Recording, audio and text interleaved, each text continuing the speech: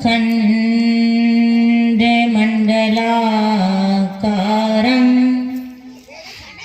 व्यक्तं येन चराचरं तत्पदं दर्शितं येन तस्मै सा गुरुवे नमः। अखण्डमण्डलाकारं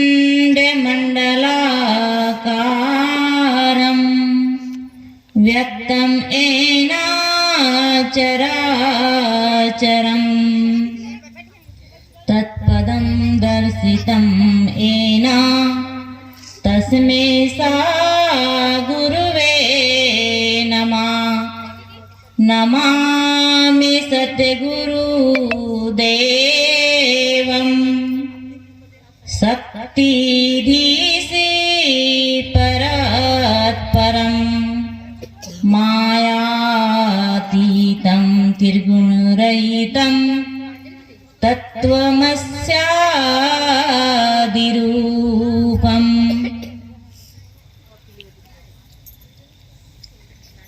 वंदनीय संत सम्राट जगत गुरु सदगुरु कबीर साहब एवं आसन पर विराजमान सदगुरु आचार्य साहब एवं दूर दराज से श्रद्धालु भक्तों, इस कटंगी ग्राम के समस्त जनता, हमारे इस सदगुरु कबीर विज्ञान आश्रम में प्रतिवर्ष के अनुसार इस वर्ष भी सत्संग समारोह का कार्यक्रम रखा गया है, आयोजन किया गया है।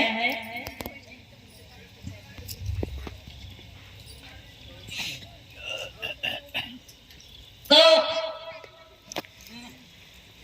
हर व्यक्ति के लिए, हर मानव के लिए गुरु बनाना बहुत ही जरूरी है। मानव जीवन पाकर जिन्होंने सद्गुरु की शरण नहीं लिया, अपने जीवन में योग्य गुरु धारण नहीं किया, वो मानव तन पाकर भी उसका जीवन निगुरा कहलाता है। वो मानव तन को पाकर भी निगुरा कहलाता है और मानव तन को पाकर भी उसका जीवन एक पशु के समान होता है, एक राक्षस के समान होता है। इसीलिए तो जब जब इस धरती पर भगवान जन्म हुए हैं, चाहे वो कोई भी भगवान हो, चाहे वो राक्षस क्यों न हो, चाहे वो मानव क्यों न हो, जब जब इस धरती पर आए हैं, इस संसार में आए हैं, तो उन्होंने गुरु धारण किया है। देखिए, राम ने वशिष्ठ जी को गुरु बनाया था, मीरा ने रविदास को गुरु बनाई थी, कृष्ण भगवान के गुरु संदीपनी थे, पांडव के गुरु द्रोणाचार्य और कुल गुरु कृपाचार्य थे। तो जो भी इस संसार में आए हैं, उन लोगों को गुरु के शरण में जाना ही पड़ा है, तभी मानव का जीवन, मानव एक उद्धार की ओर जाता है, मानव एक सुख की ओर जाता है। जब तक के मानव गुरु के शरण में जाएगा नहीं, तब तक के मानव को ज्ञान नहीं होता। गुरु बनाना बहुत ही जरूरी है, मानव जीवन के लिए गुरु बहुत ही जरूरी है। जब तक के वो इस गुरु के शरण में जाएगा, तभी वो एक बंधन से मुक्त होगा, ज्ञान मिलेगा, उसे बुद्धि मिलेगा।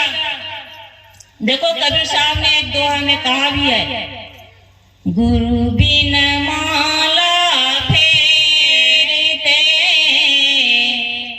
गुरु बिन देते दान,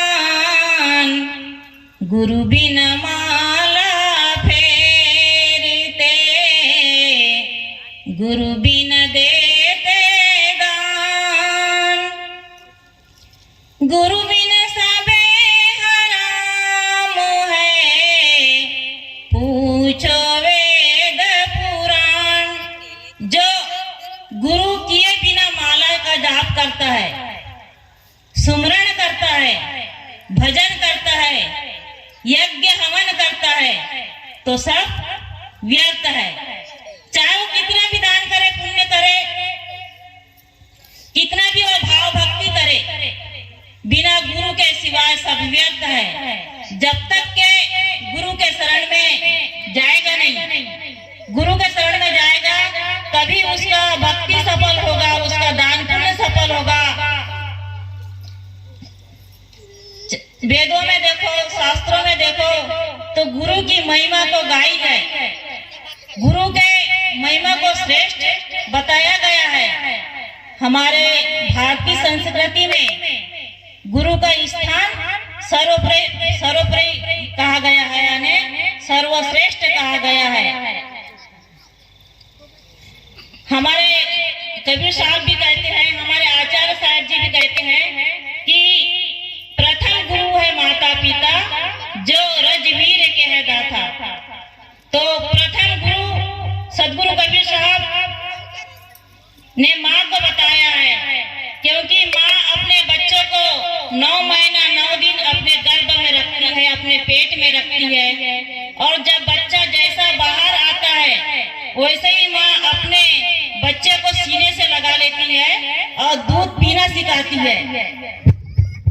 बच्चा जब धीरे धीरे जैसा जैसा बड़ा होता है वैसे वैसे उसको चलना सिखाती है, बोलना सिखाती है, कपड़ा पहनाना सिखाती है, खाना खाने के लिए सिखाती है।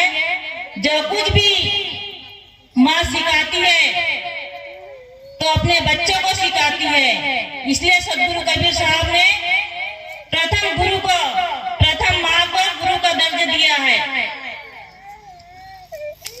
मगर एक माँ एक जन्म के दाता होता है, मोक्ष के दाता नहीं। हमको मोक्ष की प्राप्ति करना है, सुख की प्राप्ति करना है, तो हमें गुरु के शरण में जाना पड़ेगा। देखिए एक दोहे में बोल रहे हैं कि नाम जपत पुष्टि भला, चुई चुई गिरे जो चावा, और कंचन देह किस काम की, जामुक निकसे राम। नाम जपत पुष्टि वाला, पुष्टि मतलब कुष्ठ रोग वाला। कुष्ठ रोग, जो कुष्ठ रोगी होते हैं ना, उनका जो शरीर है, हाथ पैर है, वो गलते जाता है, तो उसे बहुत दुख होता है, उसे रहा नहीं जाता दुख के कारण। फिर भी वो इतना कष्ट होने के बाद भी, इतना दुख होने के बाद भी वो अपने मुख से भगवान का नाम ले रहा है, राम का नाम ले रहा है, नाम का जाप कर रहा है, सुमरन कर रहा है, भजन कर रहा है। इतना दुख होने के बाद भी वो भजन भाव भक्ति कर रहा है। और जिसका शरीर अच्छा है, दिखने दिखावट में अच्छा है, गोरा है, नारा है, स्वस्थ है, इतना स्वस्थ रहने के बाद भी जब उसके मुख से राम का नाम ना निकलता हो, न कभी भगवान का नाम लेता हो, न कभी सुमरन करता हो, न कभी भजन करता हो, ऐसे कंचन देह किस काम की, ऐसे सुंदरता उस शरीर की किस काम की, जो उसके मुख से कभी भगवान का नाम न लेता हो। तो देखिए, हमको इस मानव जीवन मिला है, बहुत ही मुश्किल से मिला है। मानव जीवन अति दुर्लभ है। हम जब माँ के गर्भवास में थे